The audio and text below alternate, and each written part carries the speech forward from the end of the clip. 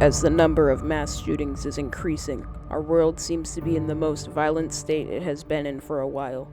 Meanwhile, we see violent video games like Call of Duty and Battlefield getting more popular by the minute. News media, large corporations, and even our president have noticed this and say that these games are to blame for this increase in mass shootings in the US, pushing for restrictions of violent video games. I'm your host, Funky Kong, and this is the FunkyTown podcast.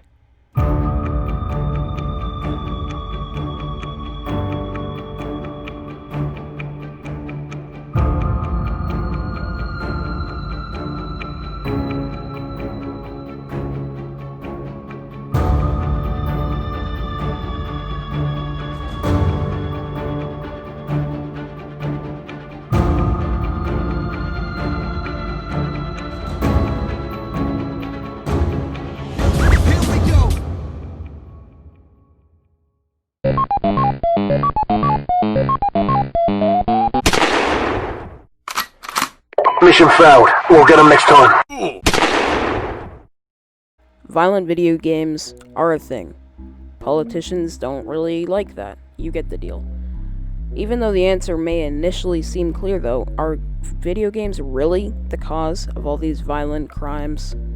And would the removal of these games from store shelves result in a decrease in these mass shootings? Well, the evidence suggests that the answer is no. Video games do not cause violence because there is no consistent evidence that video games are associated with acts of violence, because mass shootings are a result of other factors, and because these mass shootings are completely localized to the United States exclusively. My first reason why video games don't cause violence is that there isn't any consistent evidence of a link between video games and violent crime. A mass shooting is defined as an incident in which 4 or more people are killed using a firearm with no cooling down period. What this means is that the shooter takes no break in between shooting these people. These are all at the same time. All of these casualties occur likely within about a minute or so of each other, and they aren't targeted at one specific person most of the time. As Beth McGinty, a researcher at Johns Hopkins University, claims, while they happen far too often, mass shootings are statistically rare events. The source of this is The Facts on Mental Illness and Mass Shootings by factcheck.org. This means that researchers can't deduce the actual cause of mass shootings as a whole because there are, statistically speaking, not enough occurrences to make observations regarding what factors play a role in mass shootings occurring. Although the argument can be made that, as the New York Times article pointed out, the shooters at Columbine High School did play video games, as is the case with many mass shooters. Over 65% of American adults in general, not males who make up the majority of mass shooters, play or have played video games. So, if video games were, in fact, the direct cause of these shootings, many more mass shootings would occur, which is clearly not the case. As the evidence shows, it is impossible to consistently prove or conduct studies and research that suggest that video games are in fact the cause of mass shootings.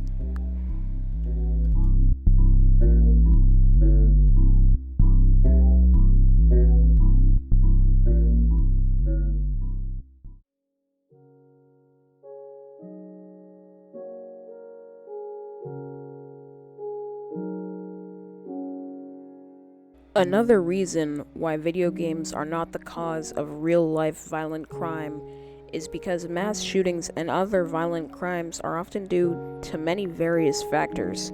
So in the grand scheme of things, video games play a minimal role, if any, in influencing mass shooters and convicts of various violent crimes. There are many factors that lead mass shooters to commit mass shootings, and other various violent crimes.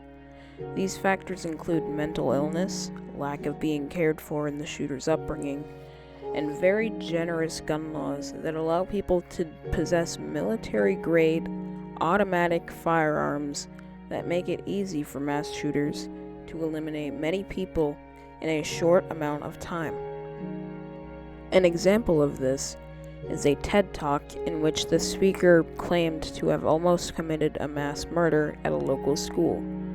The man, who was named Aaron Stark, says that his parents were drug-addicted criminals that had to constantly move in order to escape the police. He was always the new kid at school and had barely ever stayed at one school for a few weeks at a time. He says that since he lived in such an unstable household, he wasn't helped by the fact that he always smelled bad because he never had access to a shower, and his clothes were always dirty and torn, and he had a weight problem. He claims that every time he went to a new school, it was a new set of bullies. At around 14 to 15 years old, he resorted to self-harm. Not long after, he became homeless after his parents kicked him out because he was tired of hearing constant drunken fighting. He was living in his friend's shed when he realized that he would commit suicide if he didn't do something, and do it fast. So he called social services for help. They interviewed him and his mother managed to convince the social workers that it was all an act, and they sent him home with his mother. Aaron's mother then said something to him that implied that he should kill himself. He then decides that he would rather acquire a gun and shoot either his school or a mall in order to cause as much damage in the shortest amount of time possible. Fortunately, he did not go through with it, but too many people have gone through with their plans to commit mass murder. This shows how many factors led Aaron to nearly shooting a school.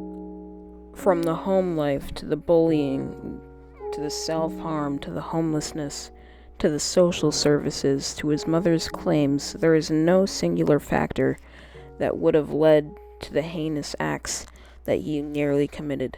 This is the case with many people who actually do end up committing mass murder, and this includes the mass shooters who happen to play video games.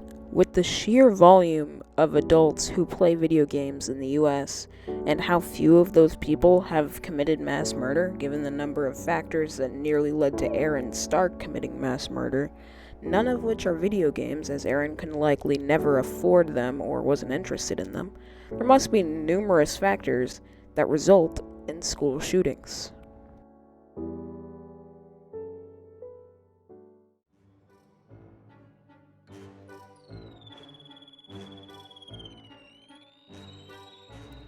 An additional reason, also my final reason, why video games don't cause real-life violent crime is that the same mass shootings and violent crimes that video games are being blamed for are, for the most part, localized in the United States, yet gaming is a worldwide pastime that is participated in all around the globe.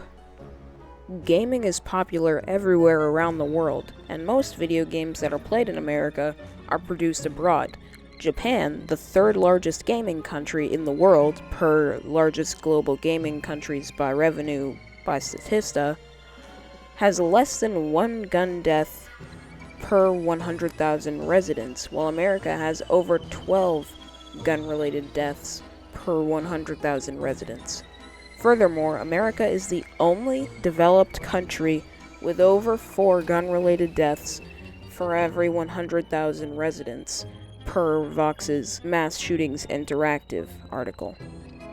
In addition to this, 7 out of the top 10 gaming countries, by revenue excluding developing countries and America, average about 2 gun-related deaths per 100,000 people, which is 10 fewer than America. On top of all this data, America has the highest homicide rate of any developed country that made the top 10 gaming countries by revenue list by Statista. All of this data shows that violence does not seem to be much of a problem for most countries in which gaming is popular, yet America continues to have horrible mass shootings year after year. This shows that video games are not the cause of all this violence.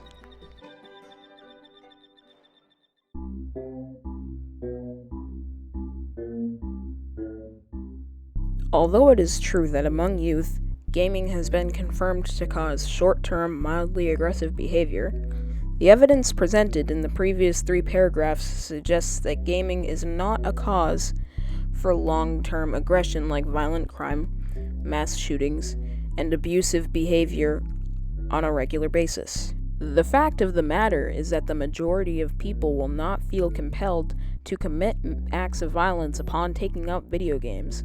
The majority of people will understand that a game is just a game and know that killing people is in no way acceptable. Furthermore, most people that play violent video games play them for the story or for the multiplayer aspect so they can play with or against friends, or find new friends in random lobbies.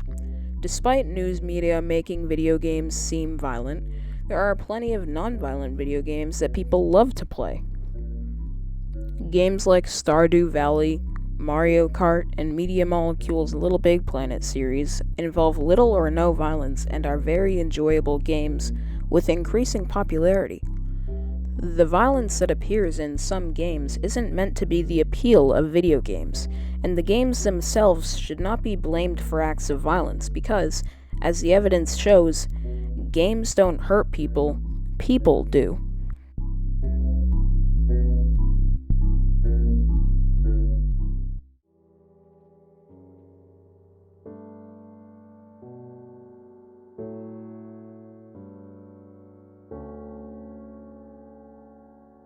So, in conclusion, video games do not cause violence because there is no consistent evidence that video games are associated with acts of violence, because mass shootings are a result of other factors, and because these mass shootings are completely localized to the United States.